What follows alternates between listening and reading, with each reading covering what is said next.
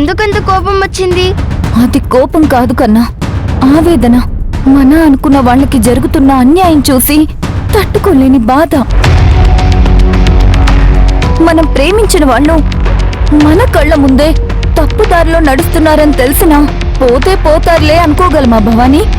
చెప్పు. శిశిర కూడా నీలాగే నాకు కూతురు లాంటిదే.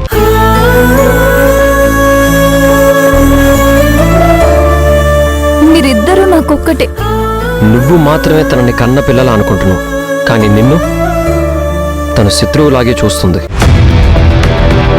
మామూలు శత్రువు కాదు, బద్ధ శత్రువులాగా చూస్తుంది. నీ మీద కొంచెం కూడా ప్రేమ లేదు. ఏదో ఒక రోజు తనకి జీవితంలో చెడు అనుభవం ఎదురైనప్పుడు నీ దగ్గరికి వచ్చి తీరుతుంది.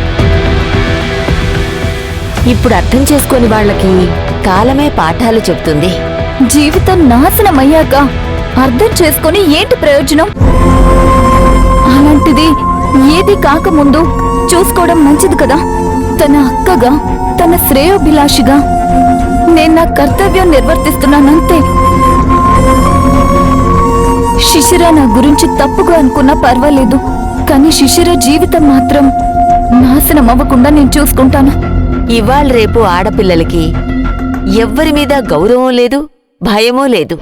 వాళ్ళు చేసేదే మంచి అనుకుంటారు, వాళ్ళు వెళ్లే దారే సరైనది అనుకుంటారు.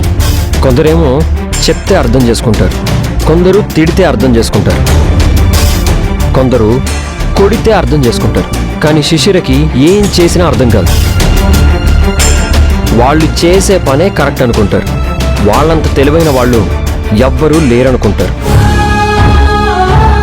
వీళ్ళంతా మెత్తగా మాట్లాడి గోతులు తీసి గొంతులు కోసేవాళ్లనే నమ్ముతారు. గట్టిగా మంచి చెప్పేవాళ్లని శత్రువుల్లా చూస్తారమ్మా.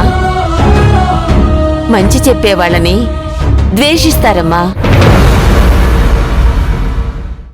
నీలాంటి అక్క దొరకడమే శిశిర చేసుకున్న అదృష్టం.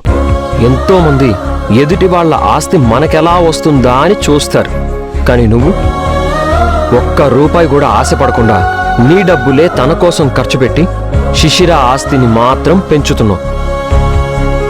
అది తను అర్థం చేసుకోవడం లేదు. ఇప్పుడు ఆ టాపిక్ ఎందుకులే అర్జున్. ఉన్న టెన్షన్స్ చాలవన్నట్టు దాని గురించి మాట్లాడుకోకపోవడం మంచిది. మీలాంటి మంచి మనసు ఎవరికుంటుందమ్మా? అర్థం చేసుకోవడం లేదనే నా బాధ. పైగా అన్నన్ని మాటలంటుంటే నా రక్తం సలసలా మరిగిపోతుంది. మీరెక్కువ టెన్షన్ పడొద్దులే లక్ష్మమ్మ. పిన్ని ఒక్కొక్కప్పుడు ఒక్కొక్కలా ఉంటుంది, ఒక రకంగా మాట్లాడుతుంది. శివగామి, దీనికి అంతం ఎప్పుడు? ఏమీ లేదు అర్జున్. ఎట్టి పరిస్థితుల్లోనూ నేను ఈ పెళ్లి జరగనివ్వను, అంతే. 4-5 రోజులు అయ్యాక దానికి అర్థం అవుతుంది. అప్పటి వరకు పిన్నిని అలా గదిలోనే ఉంచుతావా అమ్మా? అవును, ఆ ప్రేమ పిచ్చి తగ్గేంత వరకు అలా గదిలో